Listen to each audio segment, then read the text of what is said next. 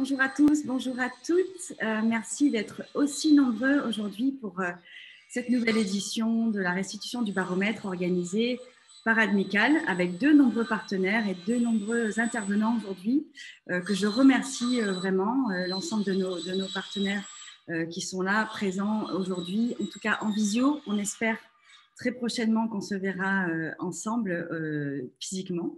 Ça sera notre prochaine promesse.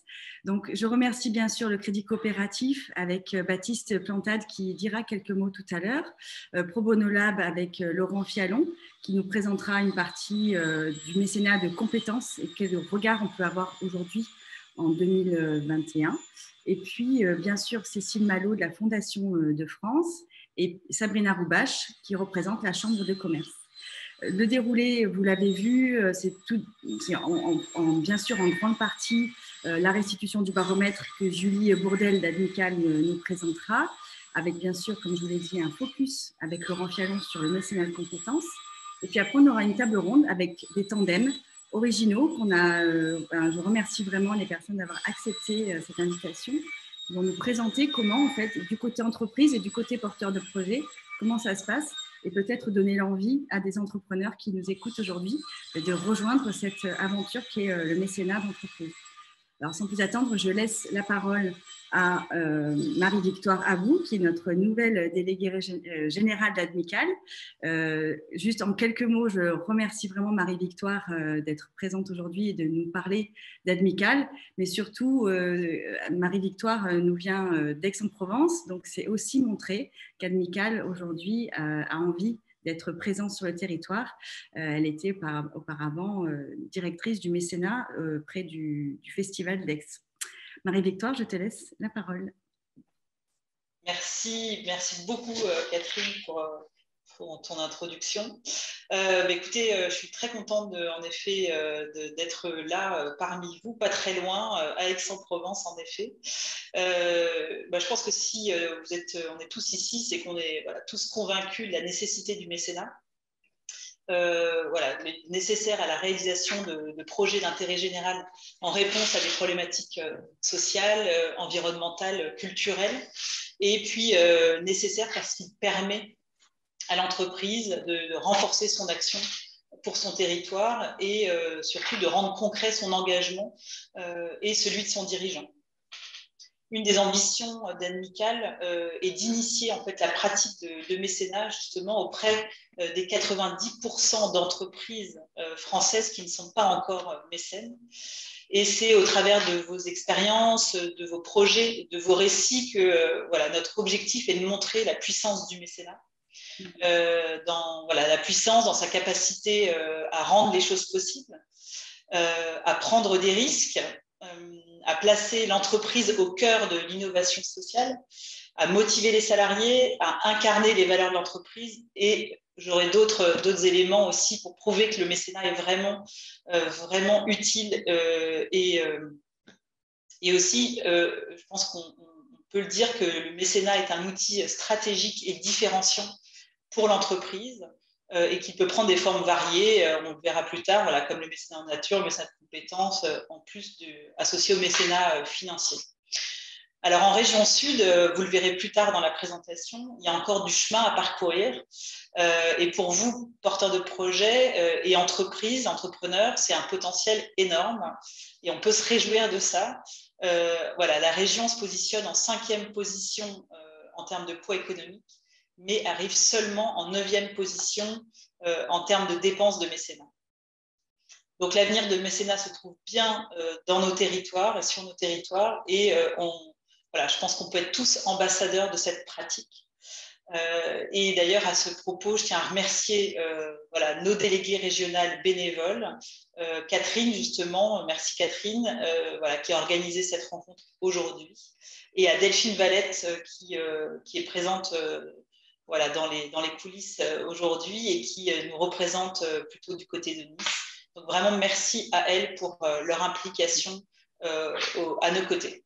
Et je vous souhaite une bonne conférence.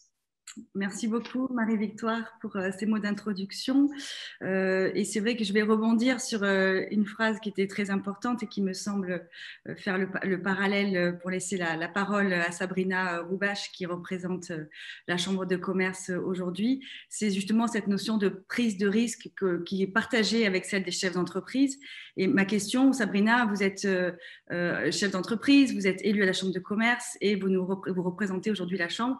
Ma première question, c'est de savoir pourquoi en fait la Chambre de commerce a décidé et nous suit en fait Admical depuis de nombreuses années en tant que partenaire et pourquoi donc la Chambre soutient cet événement et vous-même personnellement, quel est votre attrait vis-à-vis du monde associatif? Merci Catherine, merci, bonjour à tous. Merci Catherine pour l'invitation. Alors pour répondre sur la première question, pourquoi la Chambre de commerce? Parce que la Chambre de commerce reste la maison des entreprises. Elle reste quand même le lieu où toutes les entreprises sont référencées, viennent chercher des solutions, des réponses à quasi toutes les questions, qu'elles soient juridiques ou comptables. Et je pense que ça peut être un très bon relais et d'opinion et de réseau. Donc voilà pourquoi la Chambre de commerce. Vous le savez, la Chambre de commerce investit énormément et c'est beaucoup investi sur cet événement. Notamment, on l'a bien préparé, on a étudié et on n'intervient pas juste pour faire de la figuration. Donc, la Chambre de commerce va continuer, notamment celle de Aix-Marseille, continuera à s'investir auprès de vous parce qu'on croit au mécénat et la crise que nous venons de passer nous a démontré une chose, c'est qu'on est capable d'une immense solidarité. Même moi, je me suis retrouvée à faire des choses que je n'aurais pas imaginées il y a encore 1 an et demi. Et alors, pourquoi moi aussi à titre personnel? Donc, je suis administratrice de la Fondation La Française des Jeux.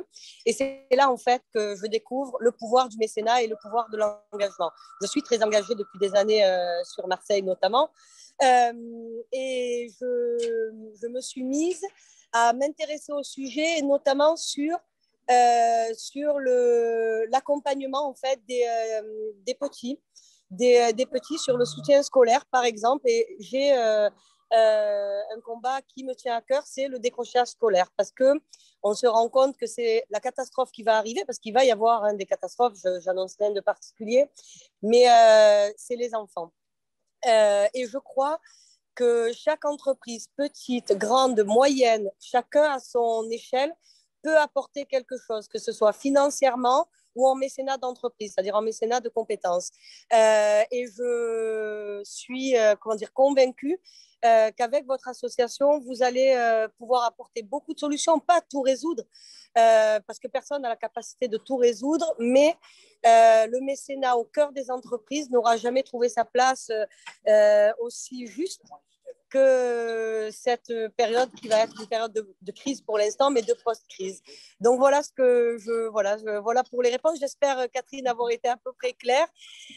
N'hésitez pas à me poser des questions si vous en avez besoin, mais je pense qu'il va falloir s'engager et donc la Chambre de commerce, encore une fois, va pouvoir être un vrai relais d'opinion et de réseau dans les années à venir sur votre sujet et notre sujet. Merci beaucoup pour toutes ces précisions, pour ton engagement sans faille et toujours présent. Merci beaucoup. Merci à vous. On te laisse partir aussi parce qu'on sait que tu as d'autres rendez-vous. Oui, non, mais j'ai encore 5 minutes, ça va. Juste vous préciser justement qu'on devait bien sûr être en présentiel au Palais de la Bourse. C'est aussi une façon de nous accueillir en tout cas et de laisser les portes ouvertes pour les associations. J'ai également oublié de préciser que les questions que vous aurez à vous poser, vous pouvez nous les poser dans le petit chat en fait de Zoom et on pourra y répondre en fin d'intervention si on a le temps. Sinon, et bien entendu, on aura vos questions auxquelles on répondra par mail, en tout cas par retour. Je laisse maintenant la parole à Baptiste Plantade, qui est notre partenaire auprès du Crédit Coopératif. Et de la même façon, Baptiste, nous voudrions savoir en quoi le Crédit Coopératif s'intéresse au mécénat, comment il peut s'y intéresser et pourquoi il est important pour lui d'être partenaire de l'Admical. Eh bien, merci Catherine. Moi, je suis ravi d'avoir été convié par Admical pour cette restitution. Pour nous, en fait, le gros intérêt qu'on y voit, c'est dans une logique de mise en contact et de lien entre les différents univers que nous accompagnons au Crédit Coopératif, à savoir les entreprises engagées d'une part, qui sont notamment la distribution bio, les énergies renouvelables, les PME et PMI qui ont mis en œuvre des démarches de responsabilité sociétale. Et d'autre part, justement, le monde associatif et institutionnel au sens large, donc que ce soit la culture, la santé, le secteur sanitaire et social, l'insertion. Finalement, c'est assez large, nos secteurs d'accompagnement.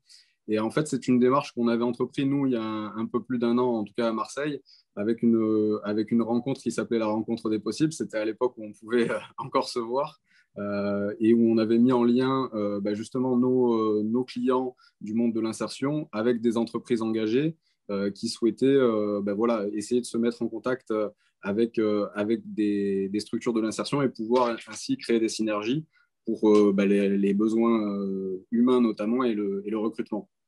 Sur le volet mécénat, qui est la thématique du jour, ce qui nous parle en particulier, c'est que nous, on a plusieurs moyens d'intervention. Donc, il y a la Fondation Crédit Coopératif qui intervient notamment par de l'appui financier sur des études et différents dispositifs, mais également par le biais du prix de l'inspiration qui a lieu chaque année. Alors sur Marseille, on connaîtra peut-être quelques structures comme SOS Méditerranée, le Talus, les Têtes de l'Art.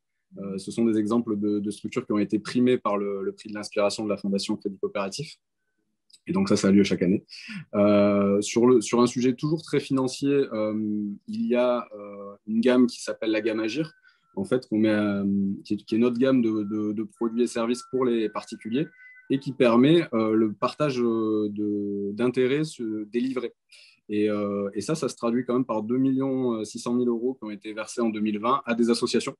Donc, c'est des moyens là aussi où nos clients sociétaires s'engagent pour financer des structures associatives. Et dernier point, le mécénat de compétences, puisqu'on parle souvent du mécénat financier, mais je sais que nos collègues de Pro Bono ont à cœur le mécénat de compétences. Et c'est un sujet sur lequel on intervient aussi, avec principalement des collaborateurs en fin de carrière, mais qui vont donner du temps et de leurs compétences dans des associations. Et c'est un sujet sur lequel on essaye là aussi d'avancer et de se positionner de plus en plus. Voilà, moi, à titre personnel, je reste convaincu qu'un banquier, c'est avant tout un acteur du développement économique local. Et ce type d'événement, pour moi, c'est créer du lien. Et c'est vraiment le but de ce type d'intervention et l'atout que je peux y voir. Merci beaucoup pour ce panorama plus complet, en tout cas, et de savoir que les banquiers en fait s'intéressent justement au mécénat et peuvent intéresser leurs clients à la fois associations mais aussi entrepreneurs qui parfois ont du mal un petit peu à se connecter. C'est aussi l'objectif qu'on partage à Admical.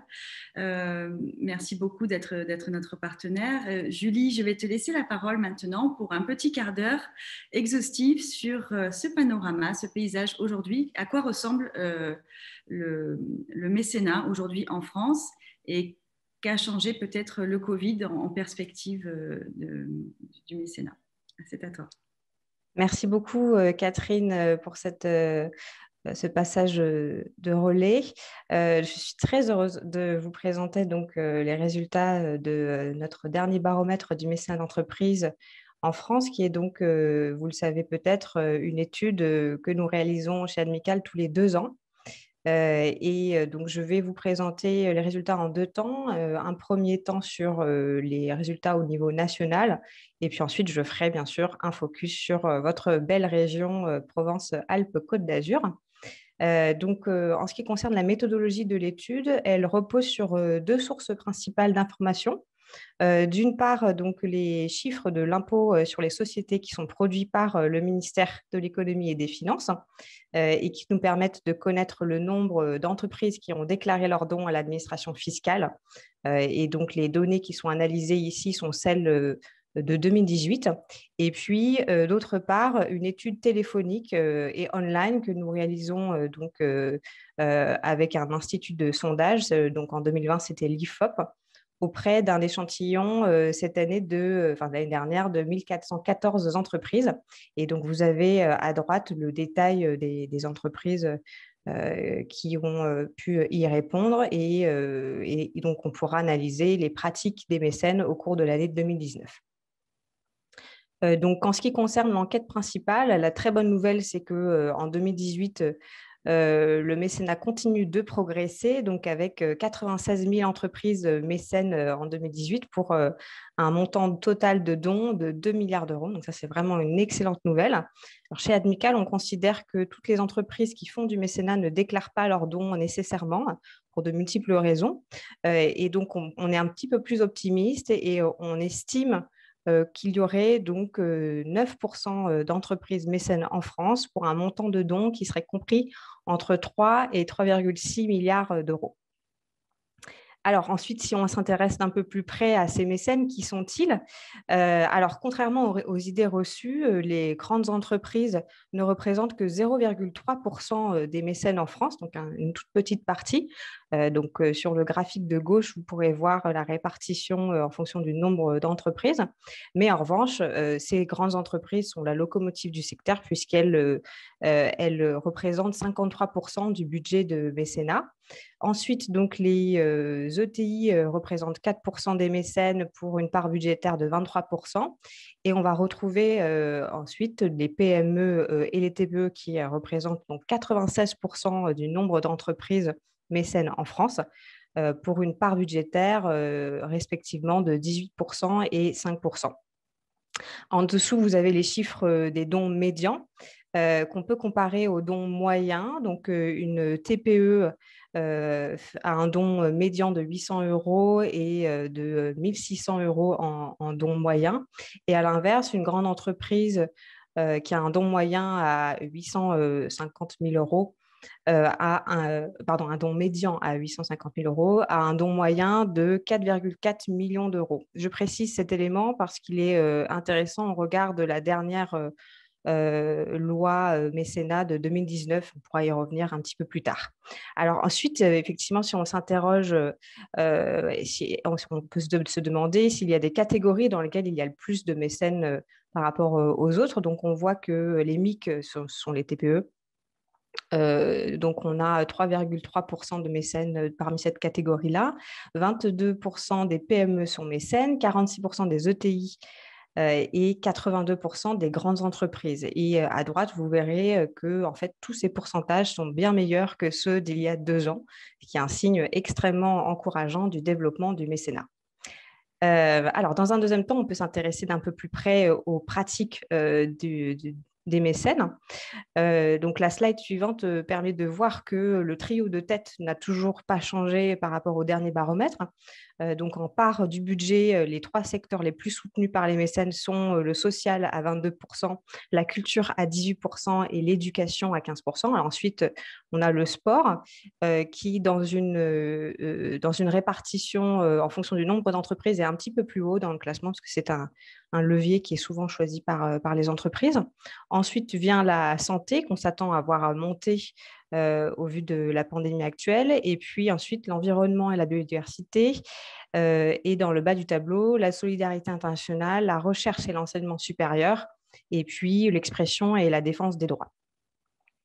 Ensuite, on peut se demander comment ces entreprises s'engagent en matière de mécénat.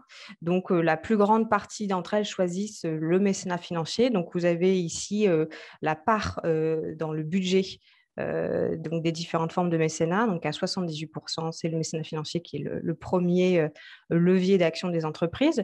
Et on remarque que le mécénat en nature et le mécénat de compétences représentent quand même 20%, plus de 20% des leviers choisis.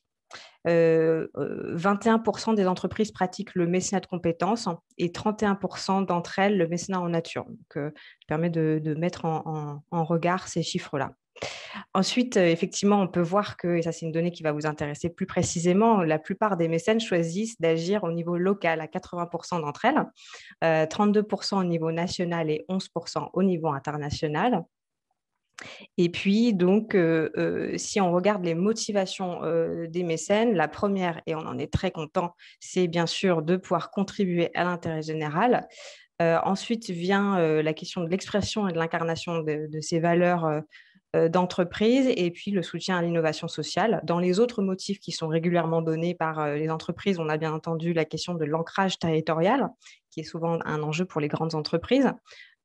Également la question de la réponse aux enjeux RH, comment mobiliser ses collaborateurs, créer de la cohésion d'équipe. Et puis enfin, on peut penser à la question de la valorisation de l'image de l'entreprise ou, chose très importante pour Admical, le développement de nouvelles relations avec ses partenaires. On est convaincu que le mécénat permet de s'ouvrir à un autre écosystème. Alors, quelques conclusions, pistes de conclusion avant de passer donc au focus régional. D'une part, la première tendance qu'on observe, c'est donc une approche collective qui est de plus en plus choisie par les mécènes. Donc, bien sûr, cette approche collective, elle demande une certaine ingénierie partenariale qui n'est pas partagée par tous. Et donc, Admical considère qu'il y a une énorme marge de progression sur ce point-là.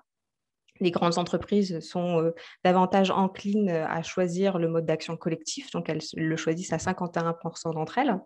Et on peut remarquer que les PME privilégient une approche territoriale pour renforcer les liens avec les autres mécènes et répondre donc aux besoins locaux prioritaires. On a de très beaux exemples en PACA d'action collective comme la Fondation de Marseille, Mécènes du Sud ou encore Entrepreneurs pour la planète. Le deuxième point, c'est donc l'impact de la réforme fiscale du mois de décembre 2019 qui a eu en fait, qu'on peut résumer en 2 points. Le premier, c'est donc une mesure qui vise à limiter les avantages fiscaux des grandes entreprises avec une baisse du taux de réduction d'impôt de 60 à 40% pour les dons de 2 millions d'euros, de plus de 2 millions d'euros. D'où effectivement mon chiffre précédent qui est à mettre en regard avec le don moyen des grandes entreprises qui est à 4 millions d'euros. Et puis ensuite, le deuxième point intéressant de cette réforme fiscale selon Admical, c'est une mesure qui vise à favoriser le mécénat des petites entreprises. Puisque donc toutes les entreprises, quel que soit leur chiffre d'affaires, peuvent faire donc 20 millions de dons, 20 000 euros de dons, pardon. Et c'est au-delà de ce chiffre-là que vient s'appliquer le plafond des 0,5% du chiffre d'affaires qui était assez contraignant auparavant. Donc, Admical est très, très contente de cette mesure qui a vocation à favoriser du coup le mécénat des plus petites organisations. Et puis enfin, donc, on peut bien sûr s'interroger sur l'impact de la crise sanitaire. Et le prochain baromètre nous donnera un peu plus de recul sur cette question-là. La crise a énormément bouleversé l'engagement des entreprises mécènes. Certaines d'entre elles ont découvert le mécénat par ce biais-là, et ça, c'est une excellente chose. D'autres sont dans des situations économiques catastrophiques et donc vont plutôt vers un repli. Et on peut tout de même être optimiste puisque donc pour 82% des entreprises mécènes, le budget mécénat va rester stable, voire augmenter. Donc l'inquiétude se situe surtout au niveau des PME. Alors ensuite, je vous avais promis du coup un focus sur les chiffres régionaux. Donc la région PACA en 2018 enregistre 5 250 entreprises mécènes pour un montant de dons déclarés à plus de 55 millions d'euros et un don moyen à 10 553 euros. Donc 2,7% des entreprises en PACA sont mécènes. Et sur le graphique de droite, vous pouvez voir que cette évolution du mécénat n'a cessé de progresser donc entre 2010 et 2018. Le nombre d'entreprises qui ont déclaré des dons a été multiplié par 3,7 et le montant des dons multiplié par 3,3. Donc des chiffres très, très encourageants. Donc si on regarde ces chiffres donc par rapport aux entreprises mécènes en France, donc sur l'ensemble des entreprises mécènes en France, 5,5% d'entre elles sont situées en Provence-Alpes-Côte d'Azur en nombre. Et puis sur le graphique de droite, on voit qu'en poids, elles sont à la même place, en fait, toujours au 6e rang sur 23. Et sans surprise, c'est l'Île-de-France qui concentre plus de la moitié du budget du mécénat, avec 55,5% du budget, là où la région PACA concentre 2,7% du budget. La slide suivante vous montrera ensuite le don moyen donc, par région. PACA, la région PACA est située au 8e rang des entreprises les plus généreuses. Et puis enfin, pour dézoomer et vous donner une vision globale du positionnement de la région PACA par rapport aux autres régions, donc c'est une carte de France qui vous montre les taux de mécénat dans chaque région. Donc on voit ici le taux d'entreprises qui ont déclaré des dons au titre du mécénat en 2018 sur l'ensemble des entreprises de la région qui sont soumises à l'impôt sur les sociétés. Et donc, PACA, la région PACA est plutôt dans le bas du tableau avec 2,7% d'entreprises mécènes. Le trio de tête est composé donc des Pays de la Loire qui sont les grands champions avec 9,5% d'entreprises mécènes, la Bretagne avec 7% d'entreprises mécènes et le Centre-Val de Loire avec 6,5% d'entreprises mécènes. Donc, on voit bien qu'il y a une énorme marge de progression dans votre région. Et alors, il reste quand même 97% d'entreprises à convaincre de devenir mécènes. Donc, Admical est convaincu que effectivement l'avenir du mécénat est en région. Voilà, donc, on compte sur vous pour aller encore plus loin. Et donc, je vais donner la parole pour poursuivre la réflexion à Laurent Fialon, qui est directeur Méditerranée et transformation digitale chez Pro Bono Lab. Merci beaucoup.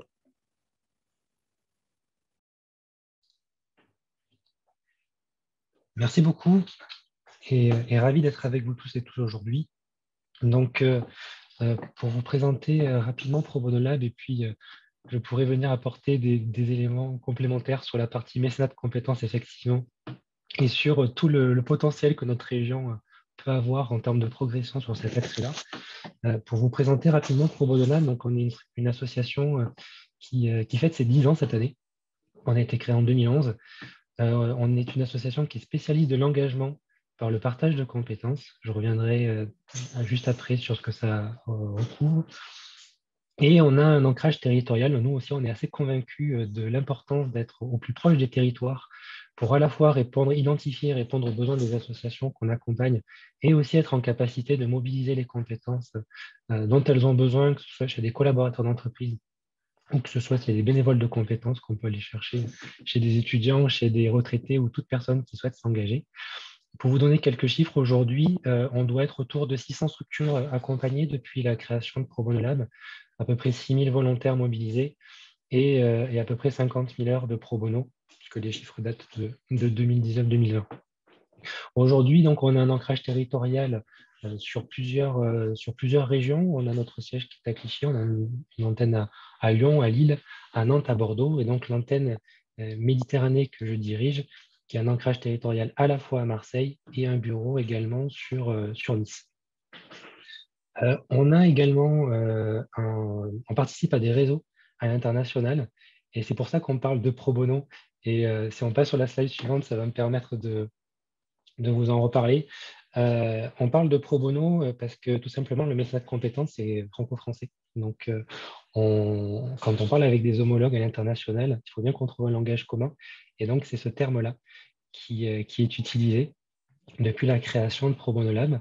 En termes de missions aujourd'hui, qui sont déclinées sur l'ensemble de nos régions, de nos territoires, on a donc une activité à la fois de penser le pro bono, un peu de think tank, avec notamment un observatoire qui contribue également à produire un certain nombre de chiffres, un certain nombre d'études, notamment en lien et en partenariat souvent avec l'Admical, autour du pro bono, autour du mécénat et du bénévolat de compétences.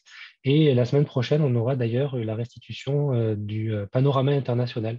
Je pourrais vous mettre le lien d'invitation dans la conversation pour ceux que ça intéresse d'avoir cette vision au-delà de nos frontières sur les modalités d'engagement un peu partout dans le monde. On a également une casquette d'accompagnement et de conseil, notamment d'entreprises, pour les aider justement à passer à l'action, à avoir ce déclic et qui soit vraiment ancré dans leur stratégie pour pouvoir mettre en place des programmes d'engagement au sens large, mais notamment des programmes de partage de compétences et de mécénat de compétences. Et enfin, on a une action opérationnelle où très concrètement, on organise des programmes sur les territoires d'accompagnement de projets associatifs en mobilisant les compétences dont elles ont besoin à travers différents formats, souvent des formats plutôt collectifs. On croit beaucoup à l'intelligence collective dans le partage de compétences également. Si je reviens sur la question du pro bono, c'est la slide juste après. Donc, ça recoupe en France le bénévolat de compétences, donc c'est l'engagement sur son temps personnel et le partage de compétences donc, sur son temps personnel et le mécénat de compétences qui regroupe du coup l'engagement et le partage de compétences pendant son temps de travail. Tout ce cadre-là, notamment le mécénat de compétences, je ne reviendrai pas dans le détail, on a mis quelques éléments, mais c'est bien encadré par la loi, notamment la loi Yagon de 2003.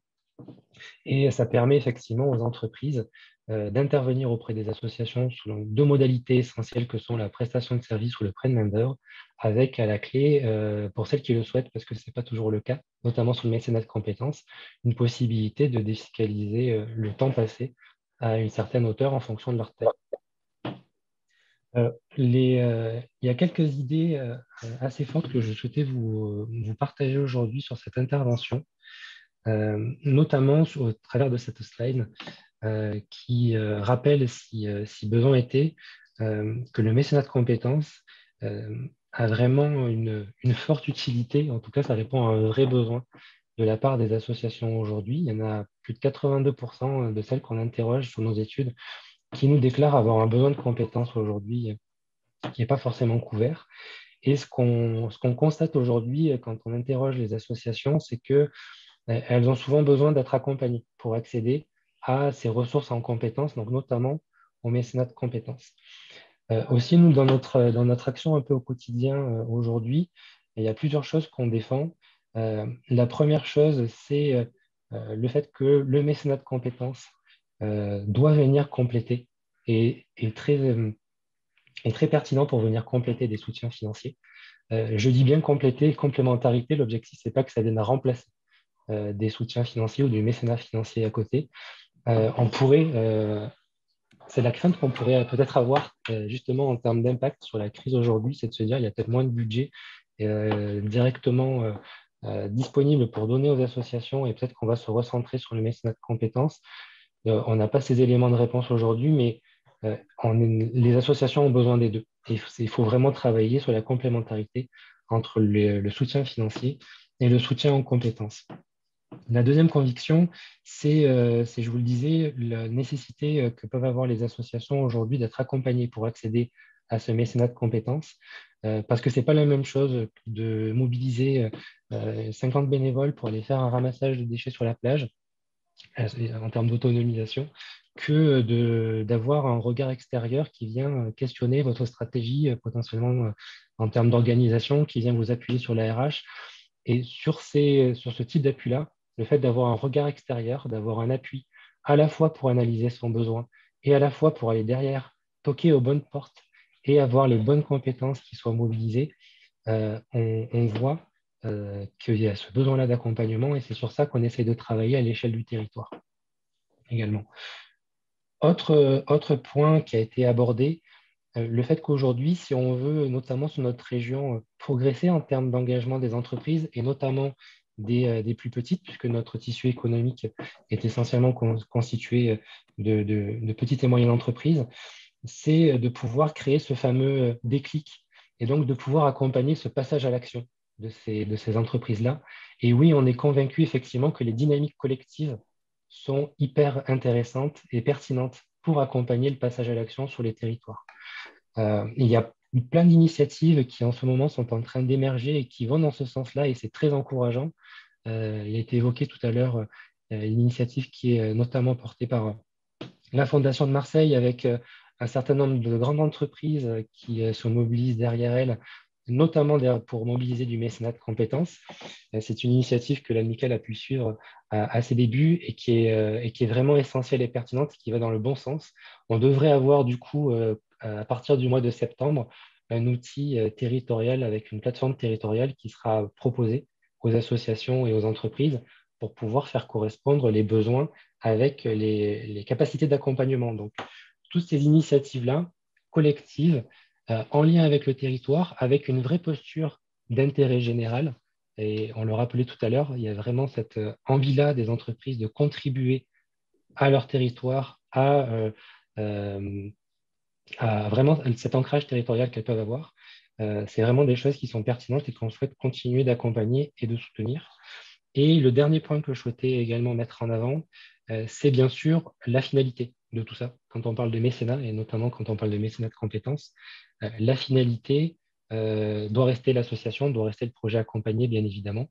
Il est très important pour les entreprises de pouvoir identifier la plus-value que ça peut apporter à leur projet, à leur stratégie d'entreprise, à leur ancrage territorial, à leurs enjeux RH, beaucoup. On le voit aujourd'hui sur le sens que ça peut apporter à leurs collaborateurs en interne.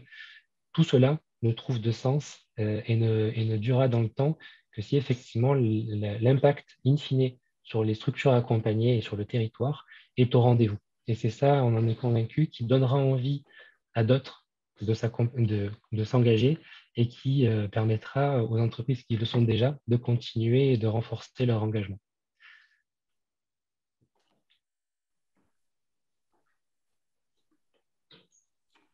Merci Je te beaucoup. rends la parole, Catherine. Oui, j'attendais que tu finisses. Merci beaucoup pour ton enthousiasme, ta mobilisation. Merci également d'avoir relayé toutes les initiatives qui sont en cours.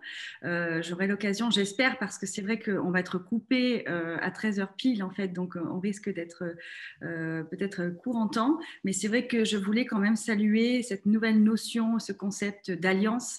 On a aujourd'hui dans les personnes qui nous suivent ce matin, à la fois des porteurs de projets en grand nombre, et merci d'être là pour nous écouter et vous donner des nouvelles sur le mécénat aujourd'hui en France et en PACA.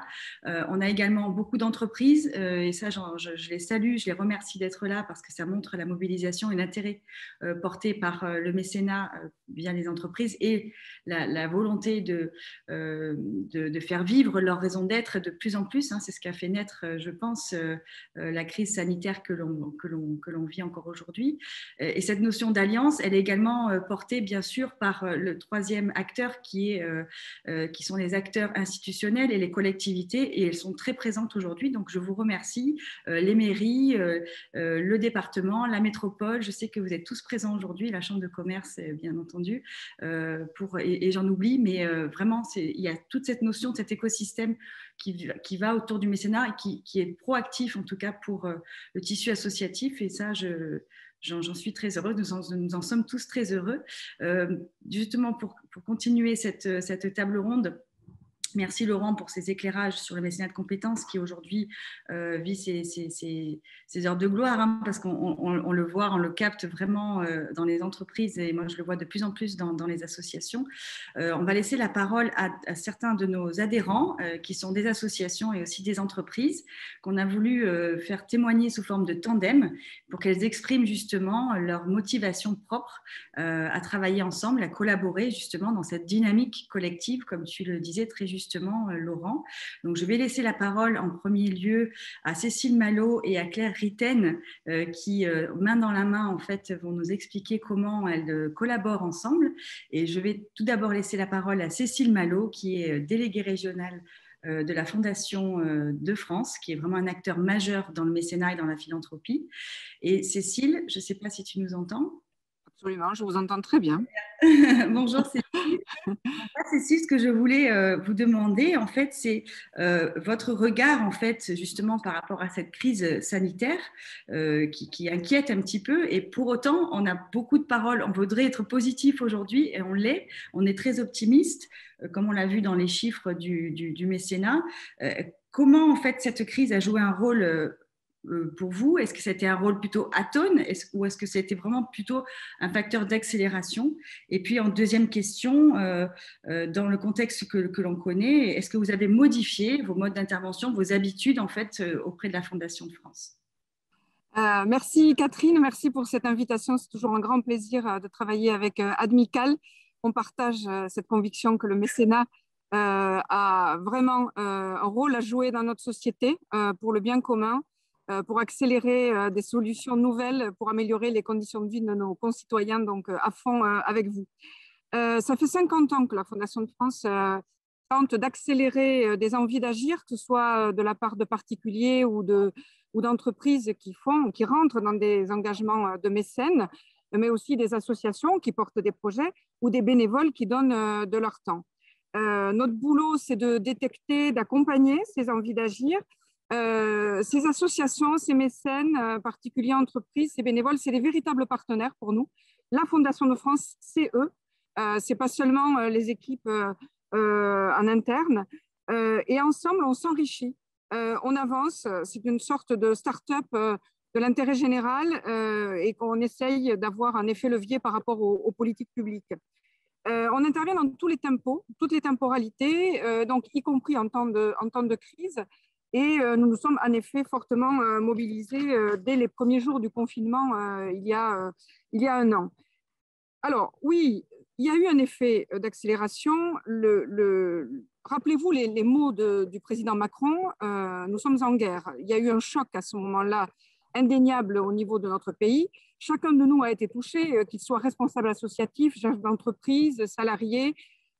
Chacun de nous a ressenti une espèce d'énergie comme ça, j'ai envie de faire quelque chose. Alors ça allait d'applaudir les soignants à contribuer à distribuer de la nourriture dans les quartiers populaires.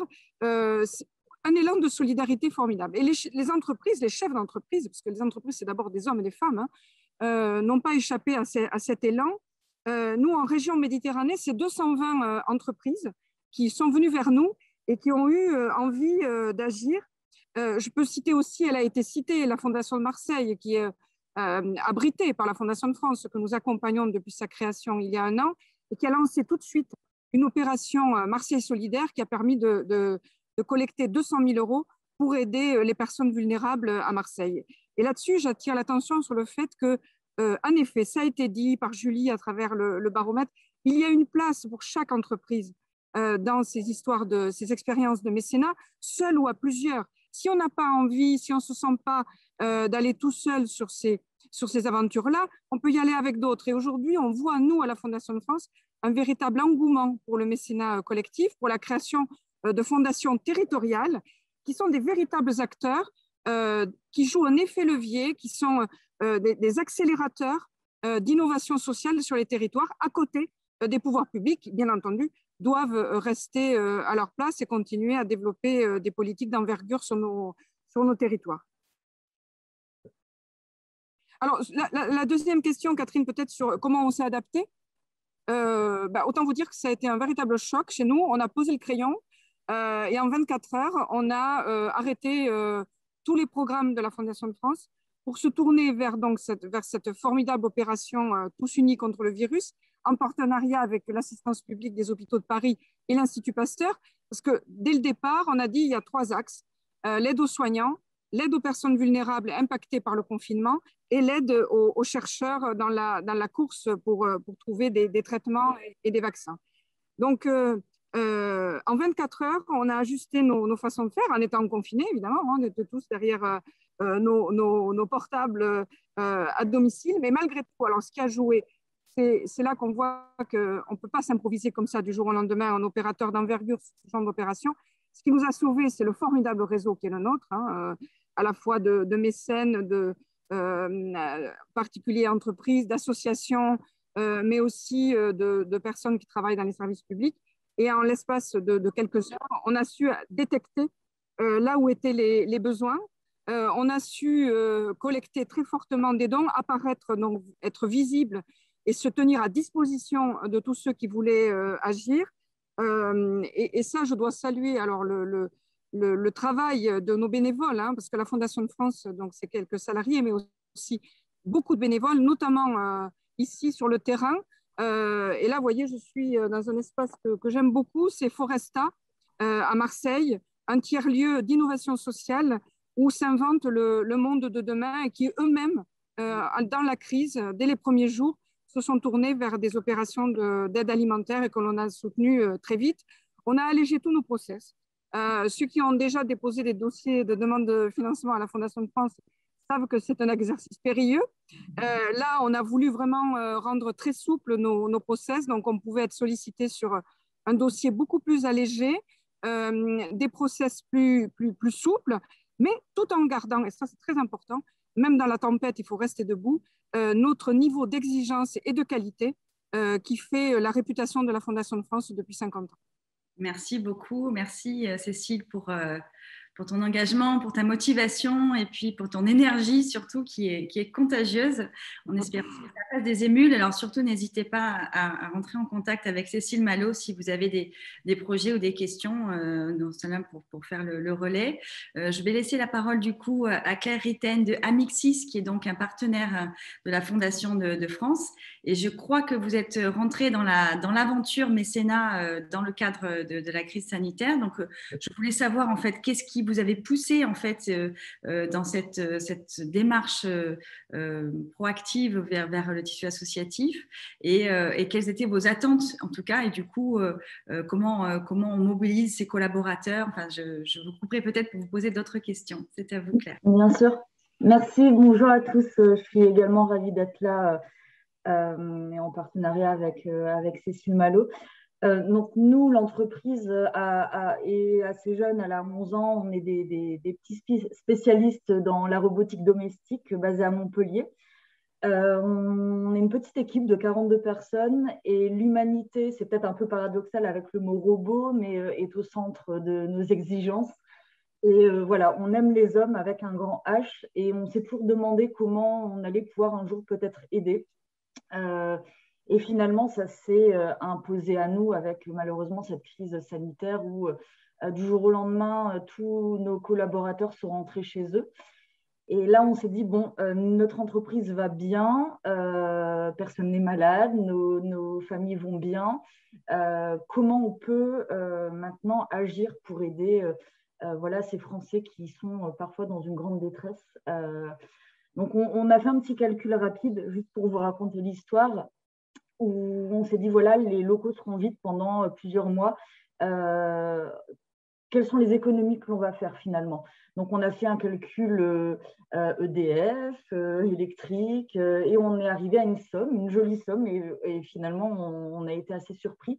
Et on s'est dit, voilà, en fait, on a un joli chiffre, on fait des économies, donc autant en faire bénéficier les personnes qui en ont besoin à l'heure actuelle. Donc la deuxième étape était la plus compliquée, je dirais, pour nous, c'était de trouver à qui pouvoir donner cet argent, parce que des associations, il y en a énormément et c'est toujours un crève-cœur de devoir faire un choix.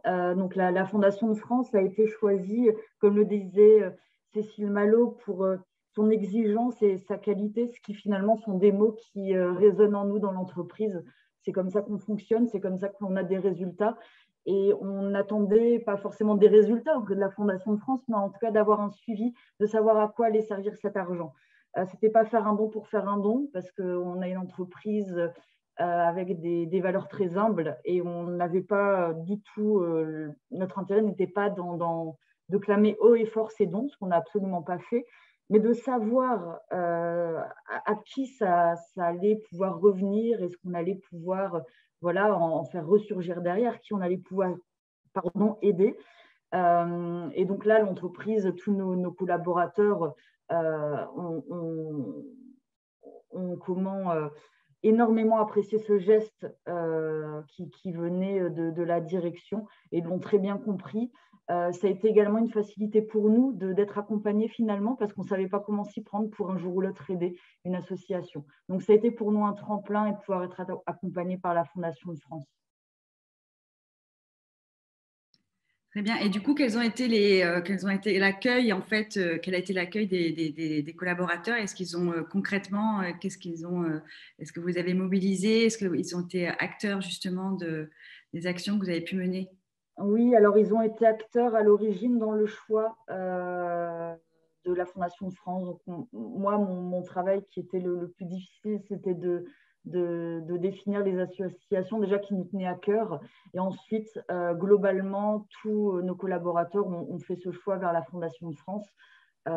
pour les critères de qualité, d'exigence, d'image aussi, et le fait qu'il y avait ce suivi. On savait où on allait, et le côté humain qui est pour nous extrêmement important. Il y a toujours eu un excellent contact avec les personnes qui m'ont suivi, qui m'ont contacté, malgré la distance qui se crée, parce que malheureusement, on n'a pu rencontrer personne depuis un an. Donc, je l'espère que ça arrivera. Mais ce choix était collectif, en tout cas, et largement approuvé. D'accord. Et du coup, alors maintenant que vous avez mis le pied à l'étrier, que vous faites partie des nouveaux mécènes, donc bienvenue dans l'aventure, comment est-ce que vous voyez votre avenir en tant qu'entreprise mécène? Est-ce que ça rentre maintenant, ça s'intègre dans une stratégie en particulier, ou est-ce que vous pensez faire en fait du ponctuel, ou est-ce que ça rentre vraiment dans un… Ça va rentrer dans une stratégie. J'entendais très bien ce qui a été dit tout à l'heure sur à la fois le mécénat, donc qui peut avoir soit une orientation financière, mais aussi de compétences. J'aimerais maintenant pouvoir être accompagnée justement et savoir ce que l'on peut faire, donc financier, bon ça on sait comment ça fonctionne, mais également de compétences, comment on peut aider, comment nos collaborateurs, s'ils le souhaitent, je sais qu'il y en a certains, peuvent mettre le pied à l'étrier et utiliser leurs propres compétences pour aider des associations ou d'autres collectivités à présent. Donc c'est un soutien et un accompagnement maintenant qu'on va chercher, parce qu'on veut réellement pouvoir mettre davantage d'énergie dans ce type de projet, et d'un maximum, bien sûr. Merci beaucoup pour ce témoignage qui est justement inspirant, j'espère, pour des chefs d'entreprise, et puis rassurant également pour les porteurs de projets qui se disent que justement les entreprises ne coupent pas leur budget, mais au contraire des nouveaux acteurs arrivent sur le sujet du mécénat. Maintenant, je vais laisser la parole à notre adhérent d'Admical, qui est le GERES, une association qui va se présenter un peu rapidement via sa chargée de partenariat, qui est Léa Vatine, et en tandem avec Maxime Marchand, qui a une solution assez originale justement d'intermédiation, un peu comme que peut l'être Admical ou Laurent Pialon avec le Pro Bono Lab, mais qui en tout cas est une solution qui va permettre peut-être de renforcer les actions des entreprises sur notre territoire. Donc Léa Vatine, bonjour. Bonjour. Moi, je voudrais déjà en 2 mots que vous nous présentiez le GERES, et puis que vous nous expliquiez un petit peu comment vous travaillez avec Maxime Marchand. Tout à fait. Merci beaucoup. Merci à l'Admical et merci à toi en particulier, Catherine Ginès, pour cette invitation. Je suis ravie de pouvoir représenter le GERES aujourd'hui à cette table ronde et vous parler de notre partenariat avec Maoboa dans le cadre de la démarche d'engagement du groupe Carré Bleu, qui est notre partenaire mécène et qui est une entreprise locale basée à Aubagne. Je voulais en effet commencer par quelques mots d'introduction sur le GERES, simplement pour rappeler qu'on est une ONG basée et née à Marseille il y a maintenant 45 ans de cela. On est une ONG internationale, de développement international, qui œuvre à la fois à l'amélioration des conditions de vie des populations les plus vulnérables et à la lutte contre les changements climatiques. Et c'est un double mandat donc de solidarité et de lutte contre les changements climatiques qui se reflète en fait dans la cause que nous portons, qui est la solidarité climatique. Et notre cœur de métier, c'est l'énergie. Donc, on travaille en faveur d'une transition énergétique autour de donc, différents métiers qui sont la maîtrise de la demande en énergie. On porte également des projets d'accès à l'énergie, de développement des énergies renouvelables, ou encore de l'accompagnement des acteurs publics dans leur politique climat-énergie. Et puis, bien évidemment, la mobilisation sur laquelle je vais revenir, qui est au cœur du sujet de notre présentation aujourd'hui. Et je vais demander de passer à la slide suivante, où j'ai mis une cartographie pour vous donner une idée un peu de notre intervention sur les différents territoires d'action.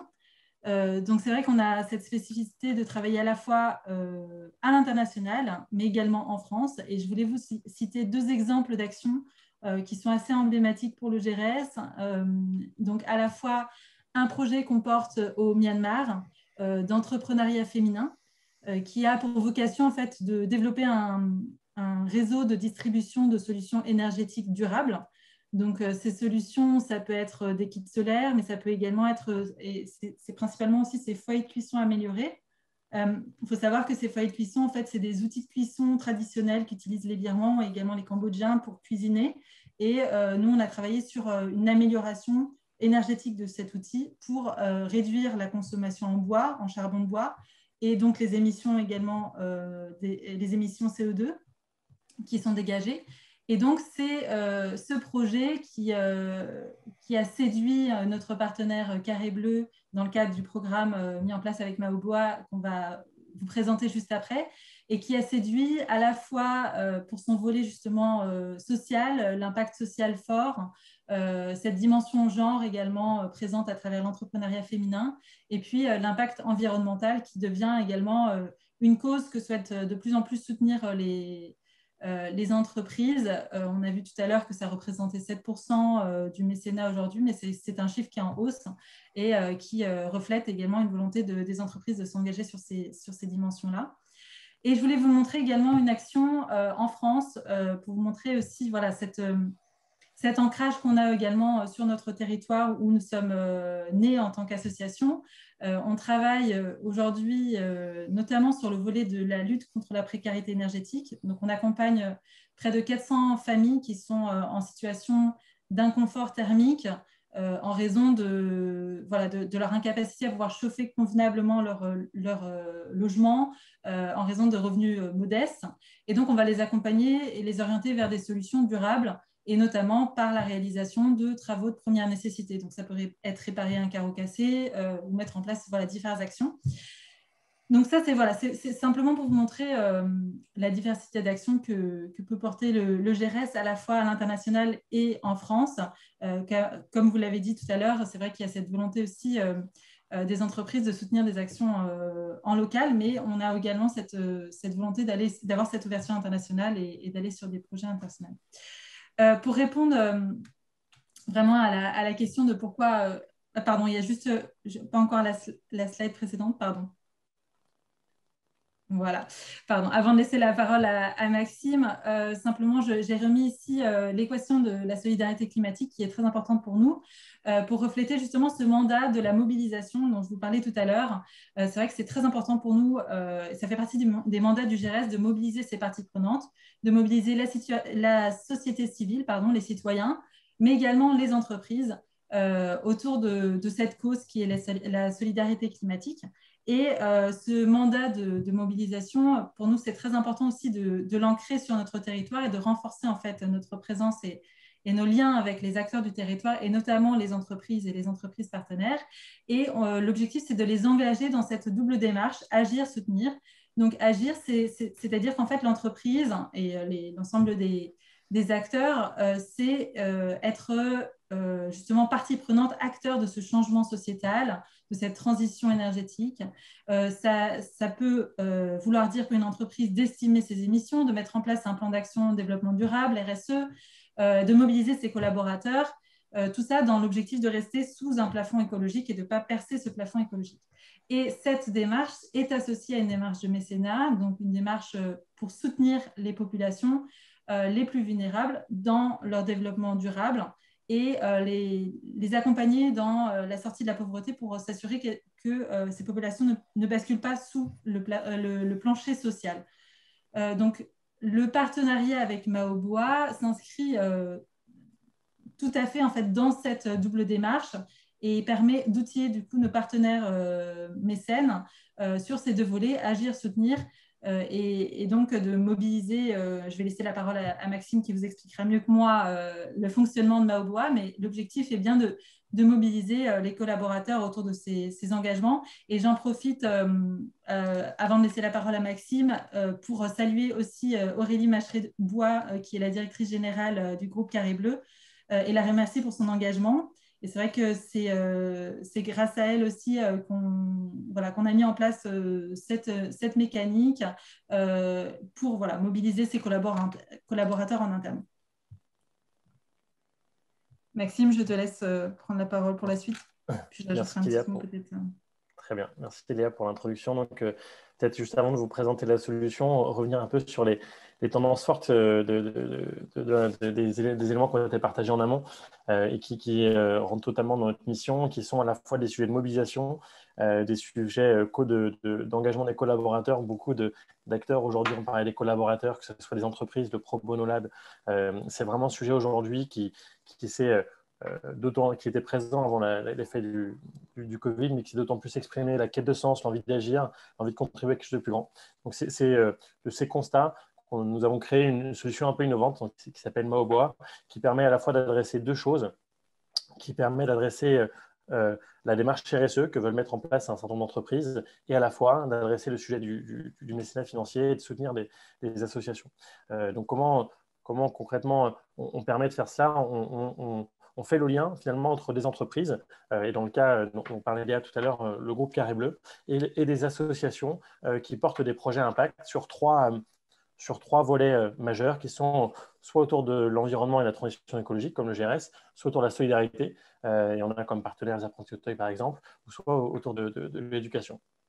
Et donc, si on passe à la slide suivante pour que je rentre très concrètement dans le détail, on a une plateforme qui est à la fois disponible sur version mobile et sur ordinateur, dans lesquelles le salarié, au moment de la création de son compte, va choisir l'association qu'il va vouloir soutenir. Donc, dans le cas du groupe Carré Bleu, nous avions plusieurs associations partenaires qui ont été proposées aux salariés, et un certain nombre de salariés ont choisi le projet REACH, dont parlait tout à l'heure Léa, qui est un projet au Myanmar sur la transition écologique. Donc, au moment de la création de son compte, le salarié choisit la cause qu'il va pouvoir soutenir pendant toute la durée du programme.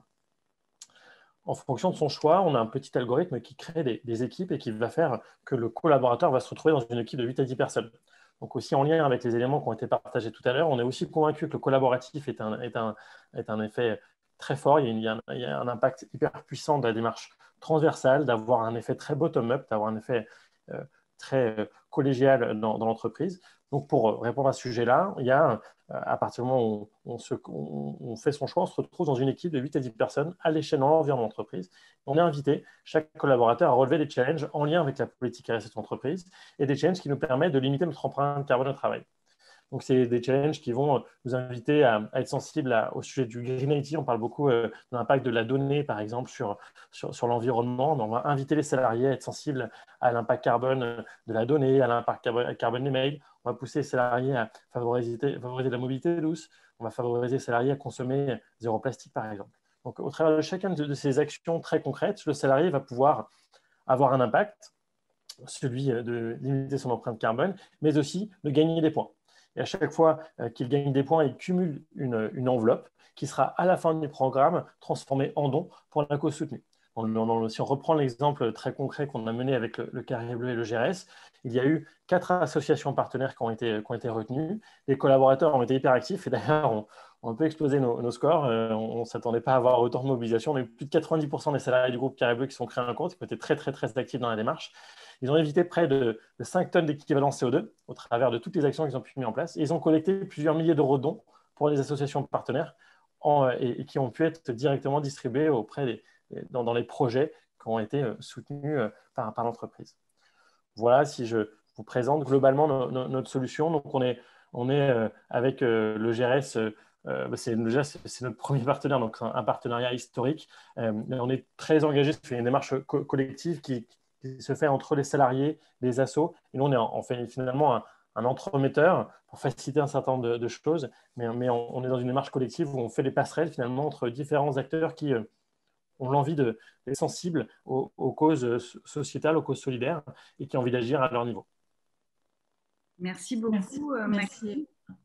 Peut-être, pardon, Léa, tu avais une question à poser ou à rajouter? Non, je voulais simplement conclure. C'est vrai que, si je peux, c'est vrai que c'est un exemple de partenariat association-entreprise et qu'on trouvait intéressant aussi de vous présenter. C'est vrai que travailler avec Maoboa, ça a permis également de répondre en fait, à cette attente aussi de certains de nos mécènes, de soutenir une structure locale ou sur un projet en local, mais également à l'international. Dans ce cas présent, c'était un projet international, mais également de proposer une solution pour mobiliser les collaborateurs autour de cet engagement pris par la direction. Et pour nous, en fait, c'est très important parce que en fait, le collaborateur, c'est également un citoyen. Et donc, ça répond également à notre enjeu de mobiliser les citoyens autour de ces engagements de développement durable, autour de la cause qu'on porte, qui est la solidarité climatique. Et donc, tout ce qu'il leur a appris ou tout ce qu'il leur a voilà, appris à travers cette sphère professionnelle, il pourra l'appliquer également sur sa sphère privée. Et donc, ça fait partie en fait aussi de cet engagement de mobiliser plus largement la société civile autour de ces enjeux-là. Merci beaucoup pour ces éclairages et cette nouvelle solution qui, j'espère, fera des émules auprès des dirigeants. Notre dernier tandem, avant de passer peut-être aux questions, si vous en avez, auprès de nos intervenants, c'est un tandem également d'un adhérent d'Admical, qui est le Festival de piano international de la Roque d'Enterron, qui est présent sur notre territoire PACA. Et je vais laisser la parole, alors je ne sais pas dans l'ordre, peut-être à Isabelle. Oui, Isabelle? Oui, bonjour. Bonjour Isabelle et bonjour Stéphane. Donc en fait, moi je suis très heureuse en fait de mettre en avant le Festival de la Roque d'Enterron parce que c'est un festival qui a réussi à se maintenir l'année dernière entre les gouttes, justement entre deux confinements. Donc ça a été pour vous un succès. Moi j'ai envie de vous demander, Isabelle, en premier lieu, je voulais savoir en fait, quel est votre regard en fait en tant qu'association? Vous existez depuis 40 ans, donc cette crise, elle a été quand même une première pour vous en termes de difficultés à surmonter.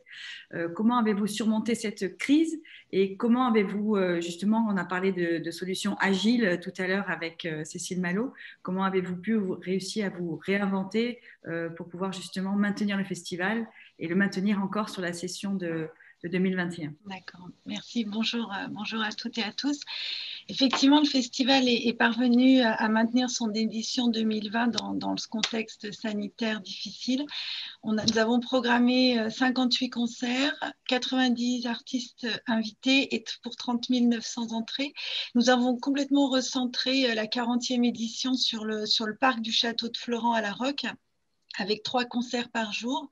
Et René Martin, notre directeur artistique, a complètement revu la programmation, qui à la base était une programmation anniversaire, puisque c'était la 40e édition, en invitant uniquement des artistes résidant en France, des solistes et des ensembles de musique de chambre. Nous avons mis en place une gestion rigoureuse et efficace, couplée bien évidemment avec des consignes sanitaires. Et nous avons divisé notre capacité d'accueil par 3, soit 690 places au lieu des 2020 habituellement. Du coup, nos recettes de billetterie ont ainsi baissé de plus de 55%. Mais nos partenaires institutionnels, nos mécènes, les amis du festival ont répondu présents, ainsi que notre public fidèle. Et dans le même temps, les artistes ont accepté une réduction de leur cachet. Donc, c'est donc une grande solidarité à tous les niveaux qui s'est exercée pour cette édition. La crise n'est pas terminée et en fait, nous pensions revenir pour cette 41e édition à des conditions normales. Nous allons à nouveau devoir modifier notre organisation. On sait aujourd'hui que la 41e édition se déroulera du 23 juillet au 18 août, mais nous ne connaissons pas encore les règles qui nous seront fixées, notamment en termes de capacité d'accueil. Donc, il est très compliqué de prévoir pour nous aujourd'hui l'équilibre de cette prochaine édition. Alors pour rappel, le festival a été créé en 1981 par Paul Onoratini et depuis sa création, ce sont près de 700 pianistes invités, 2400 concerts programmés et plus de 2 millions d'entrées. Le festival a toujours été soutenu par des entreprises régionales et nationales fidèles, mais aujourd'hui et depuis cette crise, nous souhaitons dynamiser et optimiser notre stratégie de mécénat afin d'accroître la part du mécénat dans le financement du festival. Nous comptons bien évidemment sur la fidélité de nos soutiens, mais nous avons ouvert encore notre recherche de partenaires pour les particuliers comme pour les entreprises. Nous travaillons sur un développement au niveau national et international, mais aussi au niveau du territoire. le festival a une notoriété internationale, mais il doit continuer à participer au rayonnement culturel de la Provence, malgré le contexte économique et social bouleversé. Et en fait, on est vraiment convaincus de l'intérêt de fédérer les TPE ou PMI locales autour de cette belle aventure. En fait, j'ai quelques chiffres qui peuvent être intéressants à vous communiquer, et ces données proviennent d'une étude qui a été initiée par le collectif des festivals éco-responsables et solidaires en région sud, dont nous faisons partie, et qui montre quand même que le festival est un acteur économique important. Pour 1 euro de subvention, le festival injecte 6 euros dans le tissu économique local. Et lors de l'édition 2019, les festivaliers ont dépensé près de 3,5 millions d'euros auprès des commerces du territoire. Et nous avons employé 175 personnes. Voilà. Dernière petite chose également, on a lancé une campagne de mécénat participatif mi-décembre au travers de la plateforme eRiser, et nous avons rejoint le réseau Transnational Giving Europe. L'idée est vraiment de rassembler, fédérer et mobiliser à la fois les particuliers et les entreprises autour de nos projets tournés vers la jeunesse, autour de nos actions en direction du jeune public, mais aussi des jeunes talents. Voilà. Merci beaucoup Isabelle. Donc, dans les points vraiment d'optimisme, en tout cas de rayon de soleil printanier, c'est vrai que j'entends le fait que la mobilisation de vos partenaires mécènes est restée plus ou moins stable, et même il y a peut-être des nouveautés, des personnes qui ont souhaité vous soutenir compte tenu de la crise, des entreprises. On y travaille activement. Et vous avez également utilisé la possibilité de faire du crowdfunding que vous n'aviez pas fait jusqu'alors, en fait. C'était la première. Voilà, c'est ça. On a développé une stratégie également de mécénat participatif auprès des particuliers et des entreprises, avec une plateforme de dons qui est en ligne et qu'on peut retrouver sur notre site internet. Donc, on espère qu'on pourra participer à votre festival cet été. Et du coup, je vais laisser la parole à Monsieur Traquino, qui est donc un partenaire historique, je crois, du Festival de la Roque d'Enterron. Bonjour Stéphane. Bonjour. Donc, du coup, moi, ma question, c'est, vous êtes un chef d'entreprise d'une entreprise, justement, on a réfléchi avec Isabelle, et c'est vrai que votre nom est apparu tout de suite parce que dans le tandem, vous n'êtes pas un acteur traditionnel, ou en tout cas comme on peut l'imaginer dans l'esprit du mécénat, d'une grosse structure qui donc du coup va allouer du chiffre d'affaires. Donc vous êtes une entreprise de taille modeste, je crois, et donc je voulais savoir, vous, en tant que chef d'entreprise, qu'est-ce qui vous a poussé à nouer ce partenariat avec le Festival de la Roque d'Enterron, et qu'est-ce qui vous motive, en tout cas, dans le mécénat d'entreprise généralement? Eh bien, effectivement, on a une imprimerie de 14 personnes aujourd'hui, donc une TPE, on fait partie des TPE. Pour autant, on consacre un budget assez conséquent au mécénat depuis très longtemps, et on a commencé avec le festival de piano au tout début. L'histoire avec le festival de piano date depuis sa création, donc c'est notre 41e année de partenariat, donc c'est très ancré. Et quand le mécénat a été mis en place avec le festival de piano, on a adhéré immédiatement à cette idée. On a grandi avec Isabelle Rose dans cette idée du partenariat, de faire partie des tout premiers mécènes du festival, et ça fait maintenant une bonne quinzaine d'années, je dirais, que nous sommes officiellement mécènes. À côté de ça, parce que le festival, Monsieur Rimbaud, fondateur de l'entreprise, et Paul Honoratini se sont rencontrés il y a 41 ans maintenant, et qu'ils ont effectivement, l'un avait des besoins d'imprimer, et Monsieur Rimbaud était quelqu'un, et toujours d'ailleurs quelqu'un de très versé dans l'art, et notamment dans l'art vivant, et il a souhaité aider effectivement au démarrage de ce tout petit festival qui est devenu le festival international que l'on connaît et le succès qu'il a aujourd'hui. Donc, ça me semblait logique, lorsque j'ai repris l'entreprise il y a une petite vingtaine d'années, de poursuivre ce partenariat. Et ce mécénat avec le festival nous a fait grandir. Nous a fait grandir parce que derrière, j'ai noué d'autres mécénats avec d'autres institutions. J'ai même créé une compagnie des mécènes ici sur Cavaillon. justement pour pousser les TPE à aider ce qui m'intéresse, à savoir l'art vivant, hein, c'est essentiellement aussi dans l'art vivant que nous avons pu effectivement lever des fonds ou des compétences, parce que c'est assez fondamental de pouvoir aussi agir financièrement ou en compétences, surtout pour des gens comme nous qui sommes des fabricants, sont partie des industriels, même petits. Donc, on est capable d'avoir à la fois des produits et des compétences que l'on peut amener aux différentes associations que l'on souhaite aider.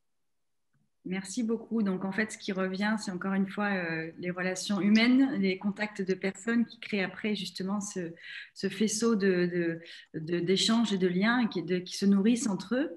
Ce que je voulais peut-être vous demander, c'est au nom des personnes qui vous écoutent, c'est qu'est-ce que vous auriez à dire aux chefs d'entreprise qui n'ont pas encore passé le pas pour les convaincre de faire du mécénat, ou alors qu'est-ce que vous dites justement dans la compagnie des mécènes à Cavaillon pour susciter le déclic dont on parle depuis le début de cette réunion? Alors moi, je parle de ce dont on ne parle pas, c'est-à-dire je parle d'argent. Donc, je parle d'abord d'argent parce qu'un chef d'entreprise, c'est ça qui l'inquiète quand on parle mécénat. Et curieusement, les associations, notamment les théâtres, les festivals, etc., ont du mal à aborder ce sujet parce que pour eux, il n'est pas fondamental.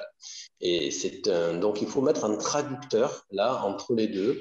C'est d'ailleurs ce que l'on a fait ici à la scène nationale. On a mis un traducteur entre les entreprises et la scène nationale pour que la scène nationale accepte d'avoir des mécènes. Donc, pour vous dire à quel point parfois le discours est complexe. Donc, on a fait un an de traduction comme ça. Et donc, moi, je commence toujours par parler d'argent. Donc, j'explique la loi Yagon, c'est un fondamental. Il faut rassurer le chef d'entreprise. Pourquoi il peut le faire, ce que ça va lui coûter. Et ensuite, on va pouvoir parler de sa motivation. Parce qu'une fois qu'il est rassuré, quelqu'un de rassuré, qu'il soit chef d'entreprise ou autre, une fois qu'il est rassuré, va être plus à l'écoute de ce qu'on va pouvoir lui raconter. Et là, on va pouvoir lui parler de passion, on va pouvoir lui parler de RSE, on va pouvoir lui parler d'engagement personnel, d'engagement sociétal, on va lui parler d'environnement, on va lui parler de ce qui va le toucher et l'amener vers ce qui va être pour lui le plus parlant et comprendre qu'il va pouvoir finalement, avec un investissement relativement modeste financièrement, pouvoir orienter son budget. Un chef d'entreprise, il fait des choix budgétaires tout le temps, sauf sur ses impôts. Là, c'est un moyen absolument extraordinaire de pouvoir réorienter partiellement ses impôts. Nous, on dépasse de très très loin ce que la loi Yagon nous permettait jusqu'à maintenant. On est très très content de la nouvelle dimension des 20 000 euros parce qu'on y était très largement. Et donc, effectivement, donc notre mécénat au fil du temps, en 15 ans, a triplé par rapport à ce qui était autorisé aujourd'hui par l'État en termes de défiscalisation. C'est-à-dire qu'au départ, on parle d'argent et après, on parle de passion et d'engagement. Très bien, c'est une bonne entrée en matière et merci beaucoup pour votre engagement, en tout cas pour ce que vous faites pour le mécénat, pour l'ensemble des arts vivants. Je ne sais pas si je peux encore poser une question, Valentine, ou est-ce qu'il y a peut-être des questions? Je ne sais pas. Oui, alors on va peut-être poser une question qui rejoint la tienne, Catherine. Claire Ritten, cette fois-ci, si elle avait peut-être un conseil à donner aux entreprises de toute taille qui hésitent encore à se lancer dans des actions de mécénat. Un conseil, c'est à la portée de tout le monde. C'est pas si compliqué. On peut facilement entrer en contact avec des associations qui n'attendent que ça. Donc, à bras ouverts, ils nous accueillent, ils nous expliquent. En tout cas, moi, pas seulement avec la Fondation France, mais aussi avec les autres associations que l'on a contactées. Et on est accompagné parce que forcément, c'est du donnant-donnant, donc on apprend énormément de choses. On s'enrichit aussi humainement et on enrichit automatiquement nos collaborateurs dans l'entreprise. Merci beaucoup. Alors, je vais enchaîner avec une deuxième question. Il nous reste un petit peu de temps. Peut-être cette fois-ci à Cécile Malo, qui a une belle vision du territoire dans son ensemble. si vous avez constaté une montée en puissance du mécénat récemment dans la région PACA. Alors, vous l'avez vu hein, dans le baromètre, je n'ai pas de baguette magique, là, je n'ai pas quelque chose qui va changer les chiffres, on n'est pas les meilleurs élèves, mais on va dire que c'est une terre de mission et que les entrepreneurs ici ne sont pas moins sensibles au fond. C'est peut-être une question aussi de culture, de sensibilité.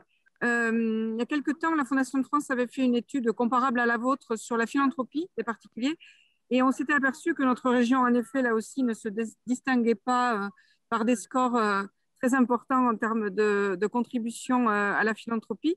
Et on avait détecté deux raisons contre lesquelles donc aujourd'hui voilà, il n'y a pas de déterminisme et qui montrent qu'on peut changer la donne. La première chose, c'était que dans certaines régions de France, il y a encore une culture qui vient d'une pratique religieuse intense il y a 30, 40 ans. Et les mécènes aujourd'hui dans ces régions sont au fond les héritiers de cette culture religieuse, même si eux ne sont pas forcément pratiquants. Et ça joue. Deuxième chose, la région PACA est une région pauvre dans laquelle l'État et les collectivités sont... alors après, on peut critiquer la façon dont ils interviennent, mais de fait, ils sont très présents. Et du coup, il y a comme une certaine habitude à dire au fond, ils le font, ils s'intéressent à l'intérêt, ils s'occupent d'intérêt général, donc ce n'est pas à nous, les entreprises, d'aller sur ce terrain. Donc c'est à nous de déconstruire, d'expliquer, d'encourager les chefs d'entreprise à changer le regard sur tout ça. Il y a du boulot, mais je sais que Catherine Gineste et d'autres avec nous travaillent pour changer la donne. Donc, tous mécènes. Merci beaucoup. Ben, du coup, on va peut-être... moi, j'aimerais un dernier mot de conclusion. Alors, je ne sais pas, Valentine, si tu avais une question encore à poser. Je t'en prie. Ok.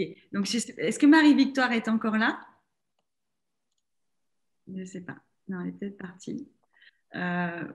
Bon. Non, je pense qu'elle est peut-être plus là. Du coup, je voulais remercier tout le monde et c'est vrai que je m'interrogeais, mais du coup, c'est peut-être Cécile qui peut répondre à cette question.